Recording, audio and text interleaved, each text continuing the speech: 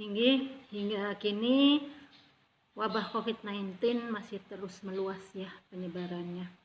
Masih banyak jatuh korban, baik itu korban positif ya virus COVID-19 ini, banyak juga yang sampai meninggal dunia. Ya.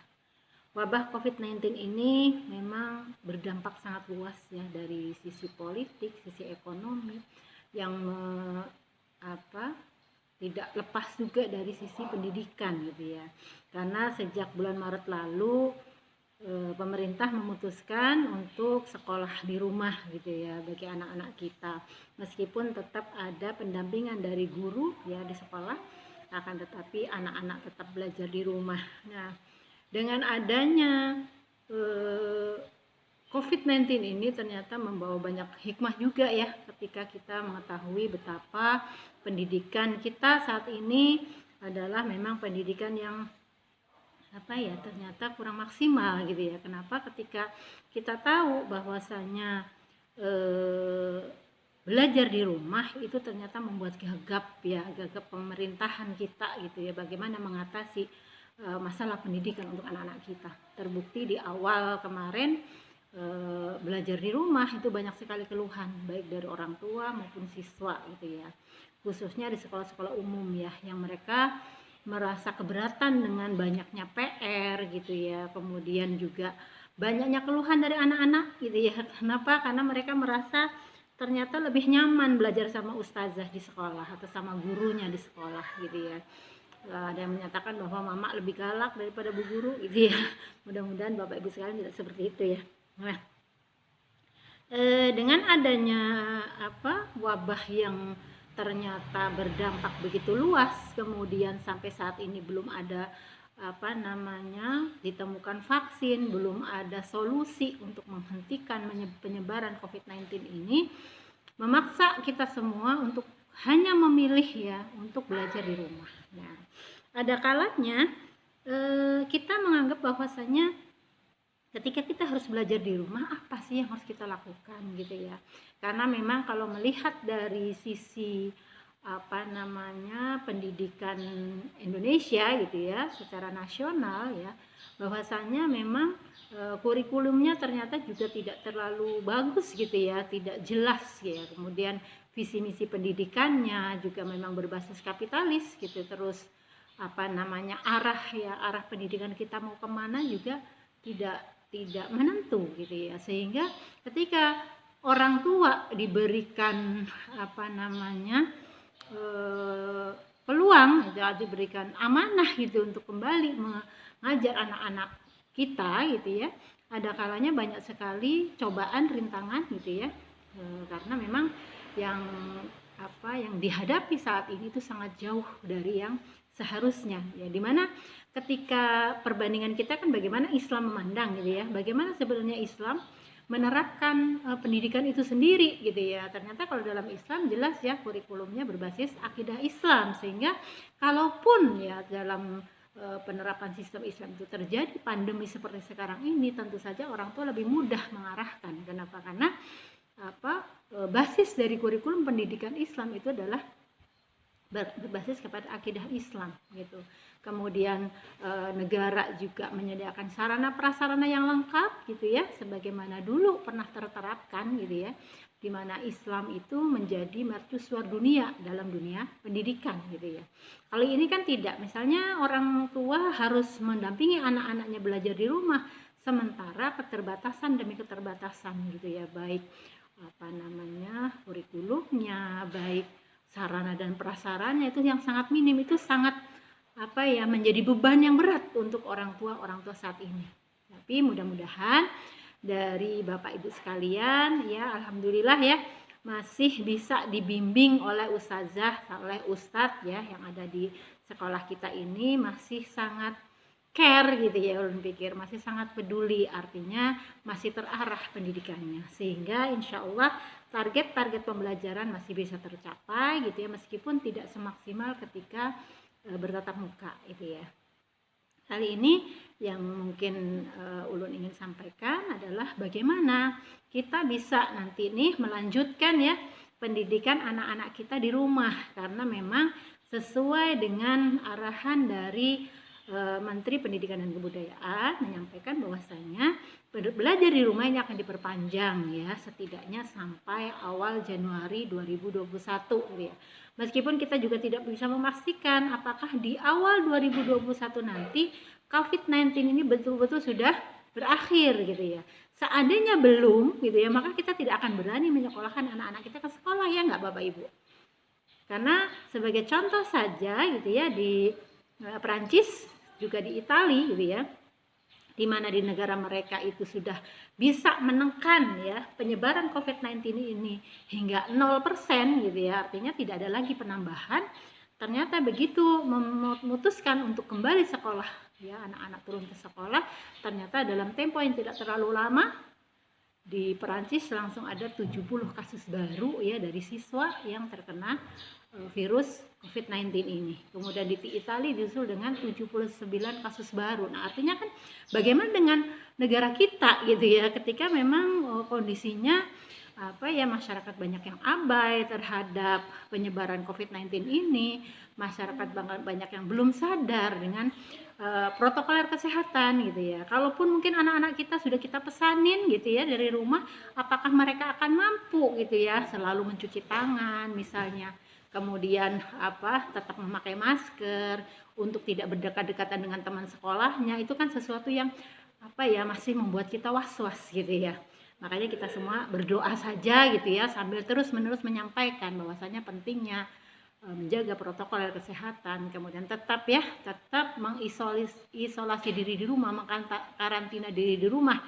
Jika tidak terlalu penting, tetap tidak keluar rumah dulu. Itu salah satu yang diajarkan oleh Islam ya, untuk mencegah atau memutus rantai penularan COVID-19 ini. Nah, kembali kepada materi yang ingin Ulun sampaikan hari ini, apa sebenarnya yang harus kita lakukan gitu ya ketika kita harus mendampingi anak-anak kita belajar di rumah.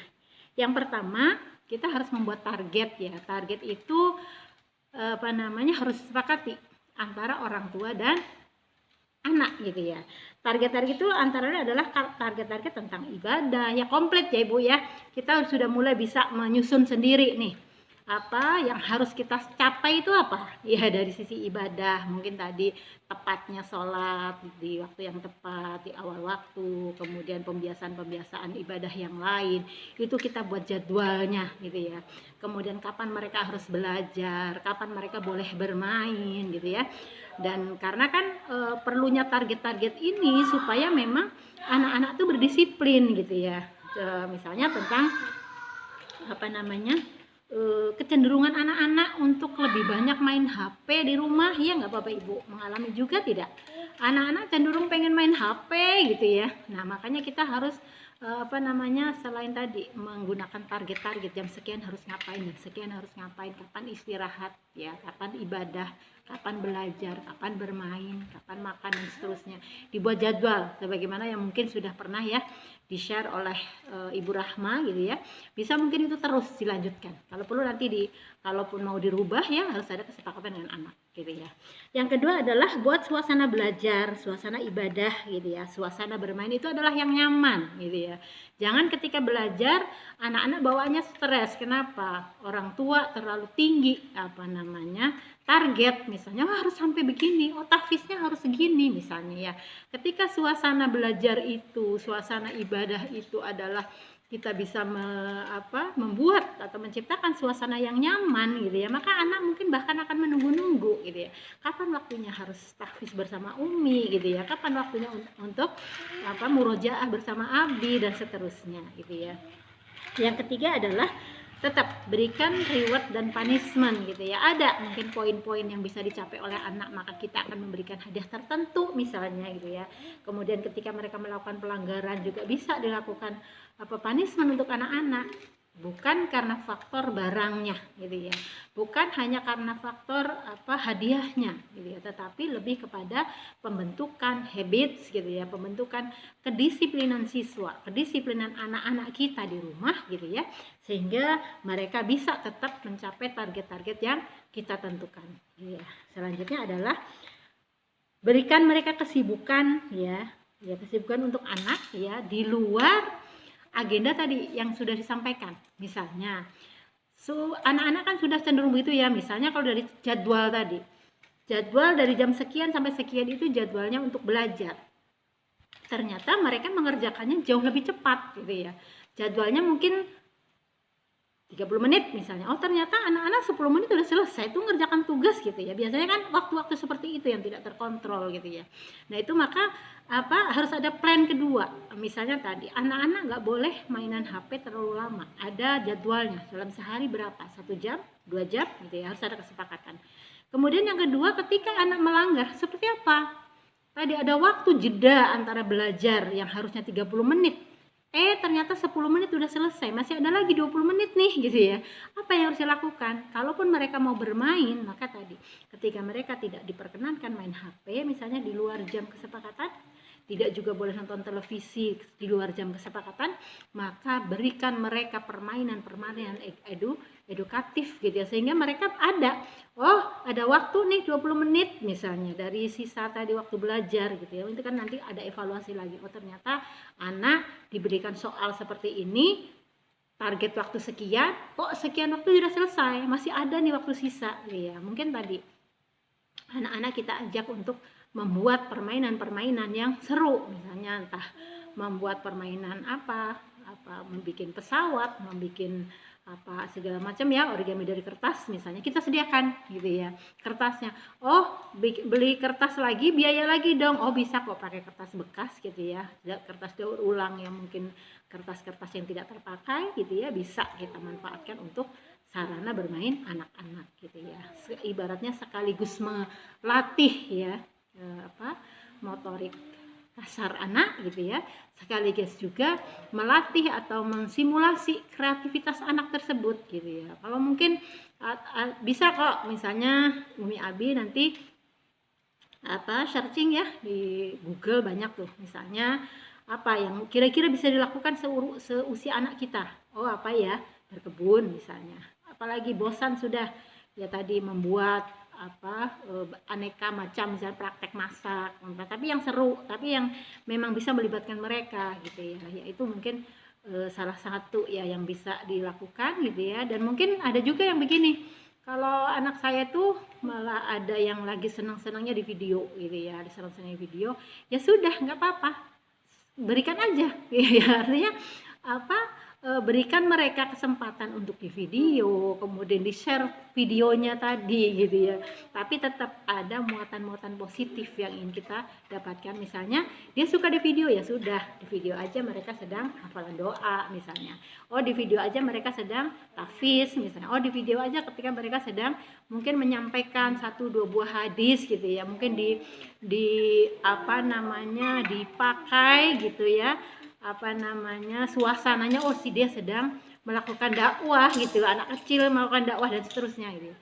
Sebagai buktinya nanti bisa, misalnya nggak apa-apa di share ke YouTube misalnya. Nah itu sebagai motivasi dan sekaligus tadi melatih anak untuk berani tampil gitu ya, melatih anak sambil terus dimotivasi bahwasanya yang utama adalah ketika kita menyebarkan kebaikan maka Allah akan memberikan pahala kepada antum. Nah istilahnya begitu. Padahal ini juga strategi kita untuk mengisi waktu mereka gitu ya. Kadang-kadang kan orang tua tugas sudah diberikan A B C D E gitu ya, tapi waktu masih ada, di main HP nggak boleh, nonton TV nggak boleh, permainan nggak ada juga. Kadang-kadang memang membuat anak akhirnya jenuh gitu ya, efeknya mungkin dia uring-uringan, marah dan seterusnya. Nah jadi intinya Umi Abi harus lebih bersabar, lebih kreatif gitu ya, mungkin membuat permainan apa yang kan anak-anak cepat bosan juga ya, mungkin diberi mainan begini sudah bosan. Kita terus membuat gitu ya, sehingga anak-anak tetap dalam kontrol kita, target-target pembelajaran maupun target ibadah, target tambahnya sakofah mereka gitu, tambahnya kreativitas mereka tetap terbangun. Mungkin itu yang bisa ulun sampaikan, mudah-mudahan bermanfaat. Kurang lebihnya ulun mohon maaf, kepada Allah ulun mohon ampun. Assalamualaikum warahmatullahi wabarakatuh.